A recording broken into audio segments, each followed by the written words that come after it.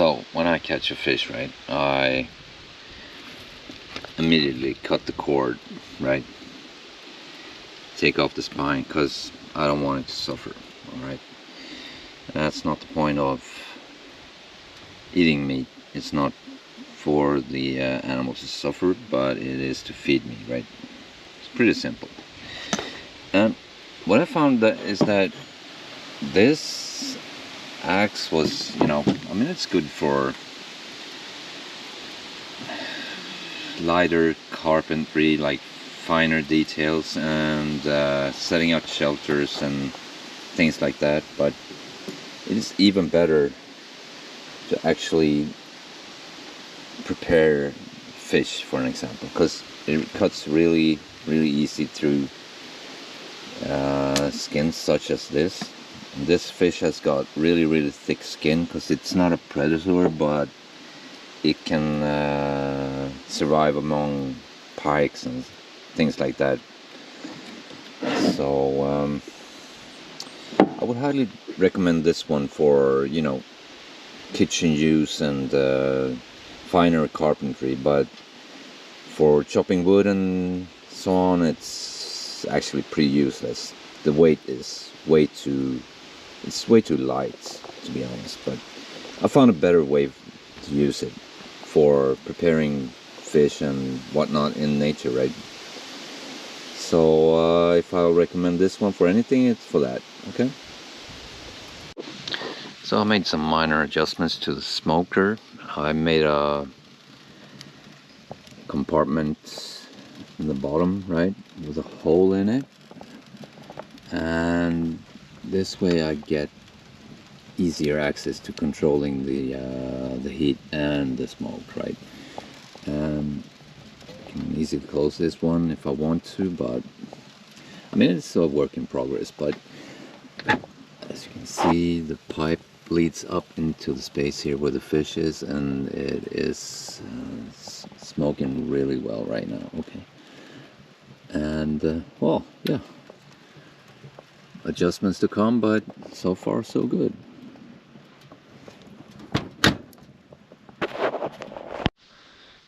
So another of nature's wonders is back, like the autumn version of it.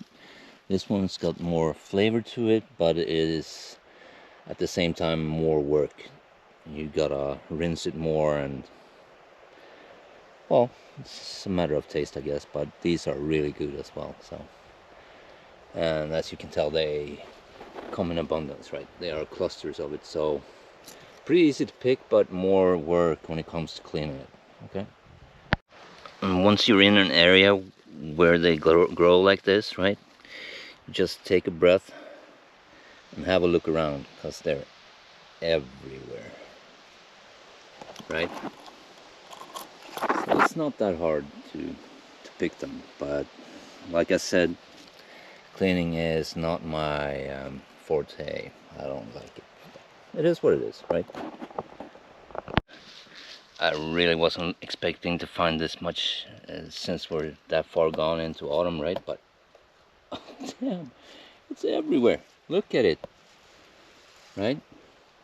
Should have brought my basket. I kind of left it home because I wasn't expecting this, but look at it. It's everywhere. Over there, even more.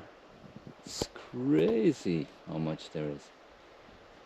Just like, look all the way over there. I don't know if you can tell, but these ones, they look a little bit different even when you cook them, right? But they're so yummy.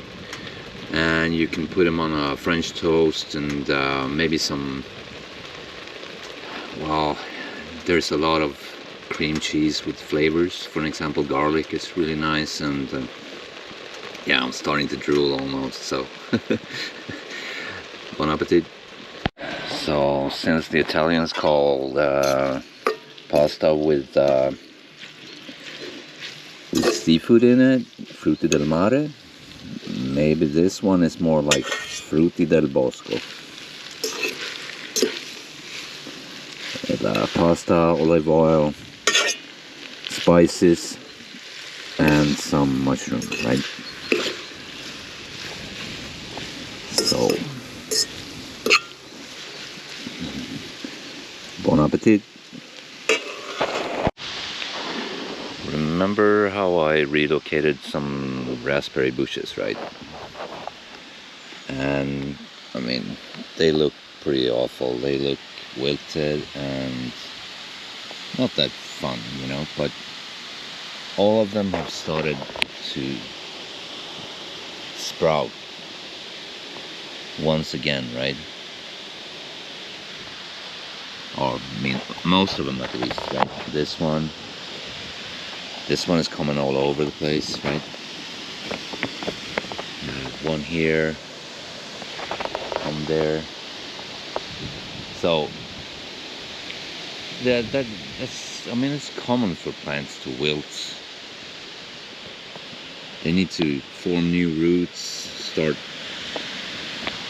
collecting water all over again. This one's coming back again as well, right?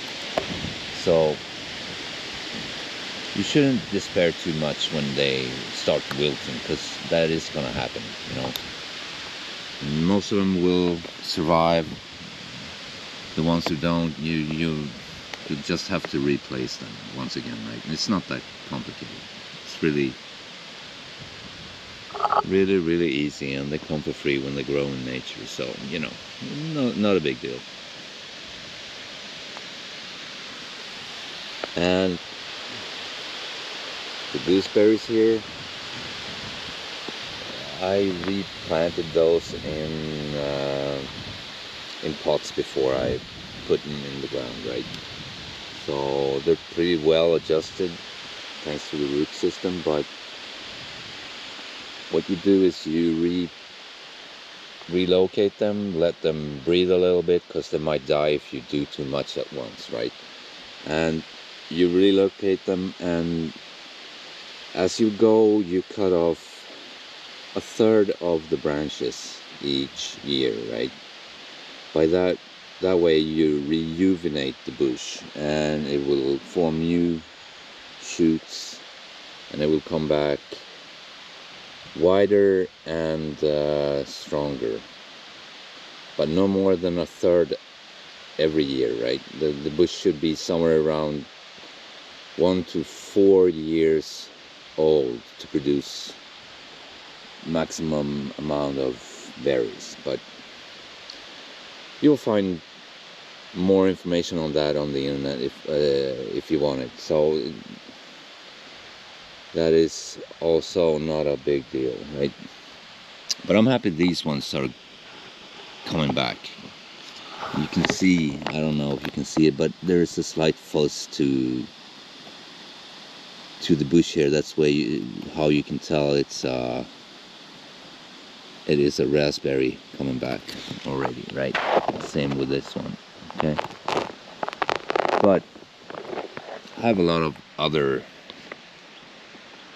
you know, garbage greens coming here as well, so I'll just clean that out next year. But for now, I'm gonna let the raspberries breathe a little bit and come back, okay? That is the main goal of this autumn, right? Because it's autumn. I mean, around here the leaves are dropping already, so